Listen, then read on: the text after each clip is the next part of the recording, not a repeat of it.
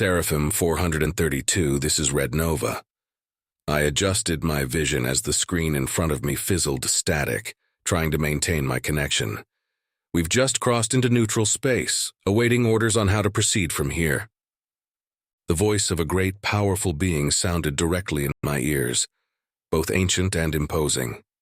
You are to proceed directly ahead until you have reached the SCHHHCK system. You will encounter a nebula field in approxima SHHHCK. The voice quickly retracted from my head.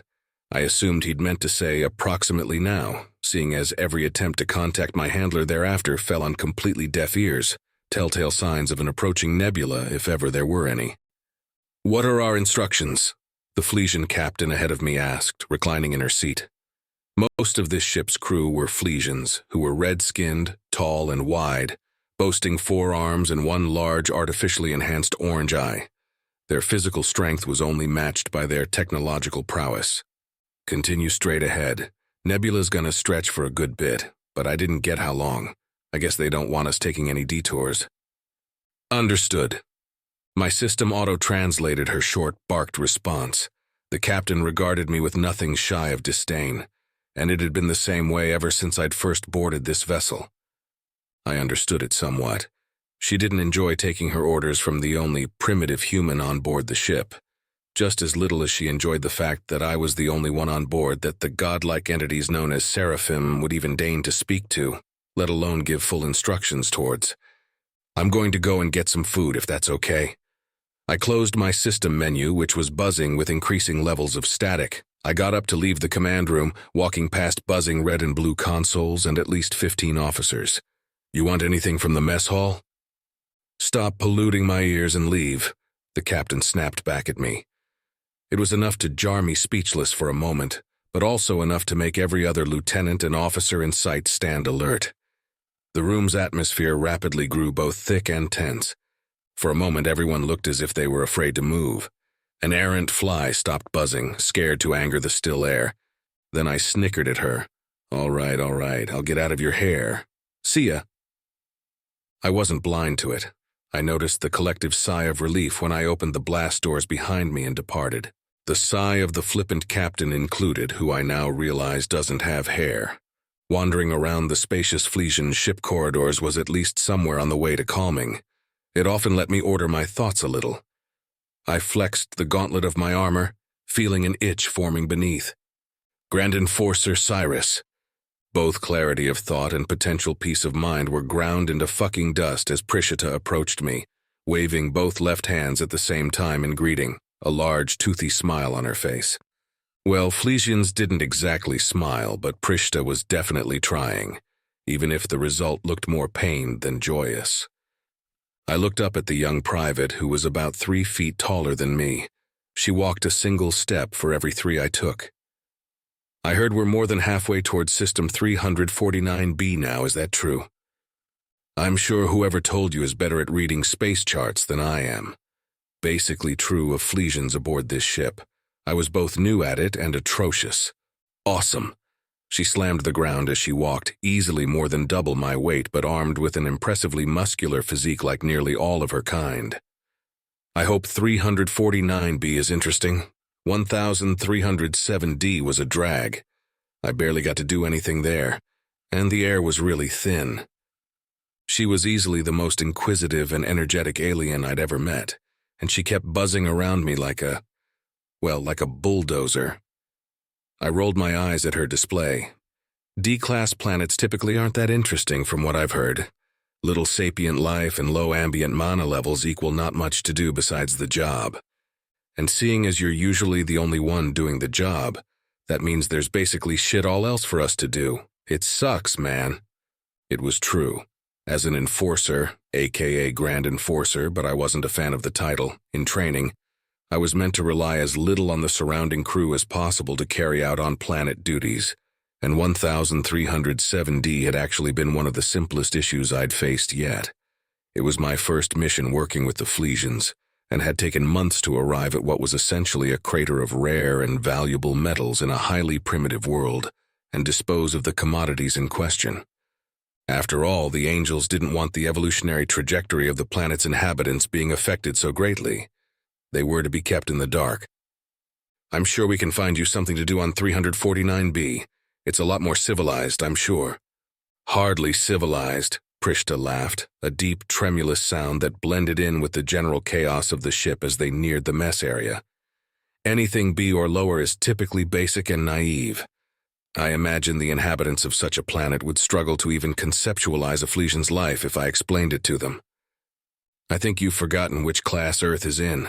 I laughed at her brazen attitude, too used to it to be offended. If any one of the Flesians was well-meaning despite their words, it was this one. I haven't. But you cannot be the typical B-class Earthling. You were chosen by a literal archangel to serve, after all. Prishta cocked her head, looking down at the apparent oddity that was me. I do wonder why humans are so often chosen as apostles, despite being so often found on lower-classed planets. It's been millennia since the first enforcers were chosen, and Earthlings still make up almost half of selectees. That's not a coincidence. I wondered about as much, answering her with a big shrug. The Flesians aboard this ship were from an A-class planet, capable of such feats of technology and magic that they could prevent and treat many diseases we couldn't even detect on Earth yet. And not only had they already discovered warp speeds faster than light, but they'd practically solved the aging process of their own species, reducing it to less than 1/10 of its usual rate. Not to mention that they were about 10 times as physically strong as a human. Without my enforcer's uniform, I'd barely be able to shake one's hand without being crushed in the process. Then, compared to all of that, there was me, a failed air traffic controller, unable to keep up with the hustle and routine of long hours without making an error that had cost millions in drone collisions. I'd been disgraced on Earth that day, lost my job instantly, had no benefits or securities to fall back on, and was quickly burning through my savings. Was considering taking out more student loans at 28 and restarting my career in something completely new when I was suddenly approached by the angels. And by approached, I mean abducted. I thought the literal Christian God had beamed me up at first. I thought God was going to judge me for how much of a loser I was losing my job, how I did. But instead, I found that not only were these not the angels I knew from books and looked about as human in origin as I did, but they didn't judge or ridicule me whatsoever. Instead, I was made privy to information no human on Earth seemed to know. Truths about the wider galaxy and those beyond, about other worlds, about magic and technology beyond the wildest dreams of anyone I'd met back home. I glimpsed the advent of infinity, and I was given a choice. Stay ignorant and go back, or serve as a soldier for the benevolent guides of the universe, who chose to reveal themselves only to a seldom few. To this day, I had no clue why they'd picked me. I only hoped that I'd prove to be worth it in the end. I was greeted with waves and salutes as soon as I made my way into the mess hall. Technically, I didn't carry a rank, but besides Prishita, who I'd spent the most time with, almost every Flesian seemed to carry some measure of either fear or respect for me, while often the two intermingled. "Grand Enforcer," an ensign said as he vacated his seat, clearing the space for me. I had to rely on Prishta to help me up onto the bench quickly, as it was almost 5 feet in the air, but luckily no one had the gall to stare. I didn't really know how I felt about being feared, especially by massive one-eyed space aliens with the power to crush ancient oaks between their thighs. As I sat down, conversation resumed its natural flow around me. "Capacitor's core's emitting eddies again. Turbulence is going to be the least of our problems if we don't smooth the matrix. 15 minutes in this nebula is enough to exacerbate the existing micro-tears. If they become untenable, we're just going to end up behind again." "You'd have rather gone around, huh?" That was 2 of the kitchen staff to my left, sat there munching and chatting on their break. The fact I barely even follow the casual conversations of the kitchen workers aboard this vessel just made me feel even more out of place. "Hey, Cyrus, what do you want? Grilled cheese?" "Yeah, if you don't mind, what you gonna have?" Prishta shrugged. "Hey, I'll just get something synthesized, close my eyes and press a random button." Prishta made me feel like I fit in. She got up and left, knowing it was more hassle than I like to get up and down from one of these benches too many times. I caught smiles as I waited. Occasionally, someone would strike me up in conversation. I liked it here. I could definitely feel out of place fairly often, but ultimately most of the Flesians made an effort, even if some, like the captain, would rather see the back of me. It wasn't just fear that made this partnership work. It was the ethic of the crew. I watched Prishta bounding back over to me, smiling with manic rows of teeth as she clutched a massive grilled cheese sandwich the size of my head for me, and a large slab of meat for herself in the arm beneath. I watched, and I smiled back at her. Then a massive chunk of debris smashed into Prishta's side and sent her crashing into the far wall as the ceiling exploded. My grilled cheese hit the floor just as limply as Prishta did, and with the exact same velocity, my happiness vanished. Taking off, I engaged the thrusters around my ankles and soared across the now weightless room towards Prishta's fallen body. As artificial gravity began to ensue around me, though only then did 30 new aliens drop down right in front of me, ready and eager to fuck me up. A quick scan from my system informed me that said aliens were called the Kraz, a species from outside the Federation known for their numerous population and ability to create sapient technology they could link their spirits to. Before I could hear the next part of the message, I was forced to duck as a stream of blasts beamed straight in my direction. Engaging my suit's combat stance and preparing a spell, I blasted a furnace of heat directly into the maelstrom of combatants still dropping right in front of me, singeing and burning up many of them as more flesians took up the fight around me, physically overpowering their foes, though it was soon clear we were hopelessly outnumbered. I dodged 3 blasts, and my suit absorbed 2 more before I activated my astral blade and used it to tear through 3 more Kraz in a line, bisecting all of them. It had taken me time to become this strong, years of training on foreign worlds, of missions, and while I wasn't sure if all of that fighting had been for the best reasons, if any of what I did was, I knew that right now, my strength was important for keeping my crew alive. For keeping Prishta alive if she even still was. 5 aliens dogpiled me at the same time, these ones outfitted with sparked gloves and melee weapons, and I had to filter a decent portion of my mana into my armor in order to absorb the blows and repel all 5 of them. I took to the air, soles of my suit burning jet blue flame as I looked to survey the situation. I couldn't unleash anything too heavy here, even if I was careful not to hit anything vital on the ship.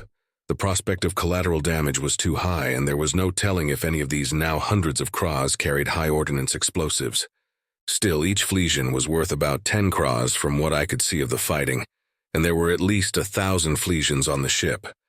The problem was the tide of Kraz seemed to be near unending, and if I couldn't find a means to stem the tide— Grand Enforcer, where are you going? I ignored it. I needed to ignore it if I wanted them to live. The flesians were so much smarter than me.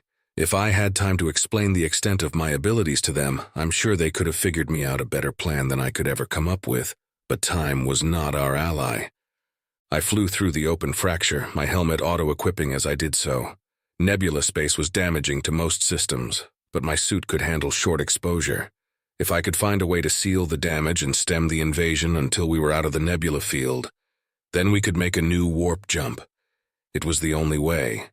Synthesizing a hermetic seal was difficult enough on the fly, but when there were 50 aliens attacking you at once, it was that much harder. Flesians followed me, assuming I'd need the assistance, distracting and picking off some of my attackers, giving me the time to seal up the damage to the hull that connected the exterior to the mess hall. That was 1 hole down. But 5 more had popped up in the time that I'd done even that much. The boarding party was unrelenting. Thousands of Kraz could be seen floating between here and their mothership, an absolutely gargantuan vessel that seemed to move and shift like a living creature might, a testament to the power of these aliens, a crude-looking monstrosity that was in reality more intricate than anything I'd ever seen. If the Kraz were in the Federation, I was sure they'd be S-class. It wasn't long until I spotted something more beyond, something flying at the edge of the nebula, something strange, long, and made of shimmering silver scales. I pulled my system up to confirm what I was seeing, trying to focus on it, but to no avail. The system didn't have a protocol in place for identifying this specific creature. The only reason I had even an inkling of what it was is that I'd been briefed by the archangels themselves on such entities. Specifically, I'd been told to avoid them. I considered my options for only a moment. Stay and defend a doomed vessel, attack tens of thousands of Kraz alone, or fly straight at the thing I'm not meant to. I took off without hesitation. The flesians behind me might have been confused, but there was nothing I could do but go. If I was correct, and I wasn't sure how I could be wrong, then what I was staring at before me was a wish dragon, one of the handful of cosmic dragons that roamed the universe by their own mysterious whims. These dragons were also right at the top of the Angels' Do Not Engage list, and while I wasn't really someone to question orders or break protocol, I figured I had good enough basis right now to need a fucking wish dragon. Hang on, Prishta. It's all I could think as I launched my way through countless cras, a silver bullet gleaming red as more and more of them collided with my armor. Still, they attempted to stop me, entirely undeterred by the bloody death of their comrades.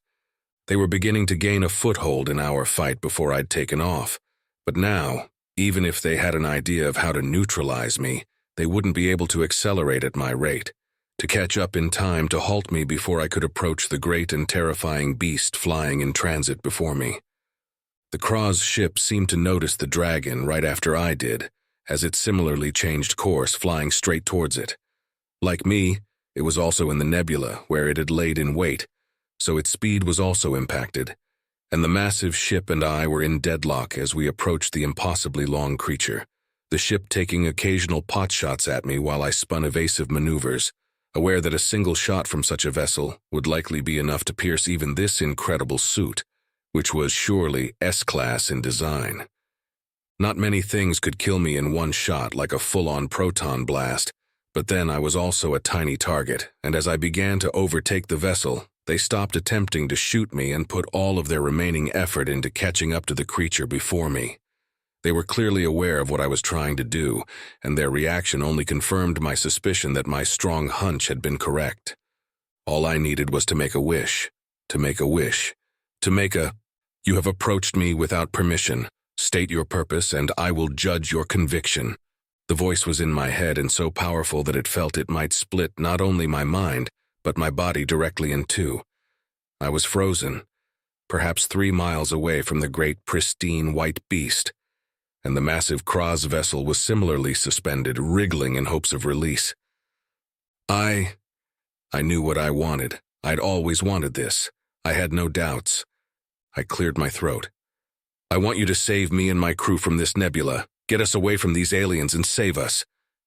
For a long time, almost too long, the dragon was silent. Neither I nor the enemy vessel moved.